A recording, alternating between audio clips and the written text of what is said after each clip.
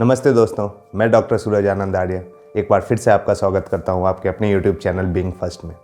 दोस्तों, आज जिस विषय पर हम बात करने वाले हैं उस विषय का नाम है, क्या ईश्वर सर्वशक्तिमान है? और अगर सर्वशक्तिमान है तो वो किस तरीके से सर्वशक्तिमान है? कुछ लोगों का ये मानना होता है कि हमारा ईश्वर तो सर्वशक्तिमान है, वो कुछ भी कर सकता है।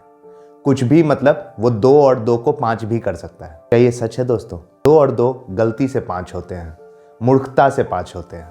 ईश्वर ऐसा मूर्ख नहीं है। ईश्वर ने इस सृष्टि के लिए कुछ नियम बनाए हैं और उस नियमों को ईश्वर स्वयं भी चाहे तो तोड़ नहीं सकता। और उसी से सारे विज्ञान, सारे फिजिक्स, सब कुछ उसी से चलता है।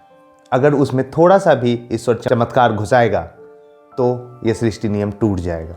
मैं आपको ये बात एक उदाहरण देकर समझाना चाहूँगा। अगर किसी इंडियन कपल को अफ्रीकन शकल वाला बच्चा पैदा हो जाए तो क्या उसका पति ये मानेगा ये उसी का बच्चा है?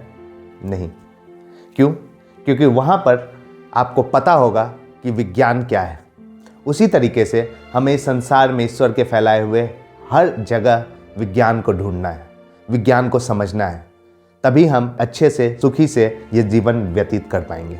दोस्तों, ईश्वर ने ये सारा विज्ञान क्यों बनाया? ताकि हम धोखे से बच सकें। अगर हमें ये विज्ञान पता नहीं होगा तो कोई भी हमें आसानी से मूर्ख बना सकता है। वैसे ही अगर किसी का पति बाहर गया हो और उसकी पत्नी प्रेग्नेंट हो जाए और बोले कि जी मैं तो भगवान से मैंने मांगा और मैं प्रेग्नेंट हो गई, भगवान ने आके मेरे को बच्चा दे दिया, उसका पति ये बात मानेगा? कोई भी ये बात मानेगा?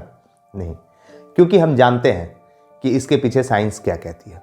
यहाँ तक कि जानवरों को भी पता होता है कि कौन से बच्चे उनके अपने हैं, कौन से बच्चे उनके अपने नहीं हैं। एक प्रजाति है टिड्डा, वो जब सेक्स करता है तो वो पहले जो फीमेल टिड्डा होता है उसके अंदर से दूसरे टिड्डा का स्पर्म निकाल लेता है, फिर अपना स्पर्म डालता है, क्योंकि उसे भी पता है कि ये उसका बच्चा नहीं है। तो ये विज्ञान तो सब जानते हैं। उसी तरीके से हमें इस संसार में फैले हुए ईश्वर के हर विज्ञान को जानना चाहिए, तभी हम किसी भी धोखे से बच सकते हैं। ईश्वर सर्वशक्तिमान ऐसे है कि वो अपना काम करने के लिए किसी और की सहायता नहीं लेता है।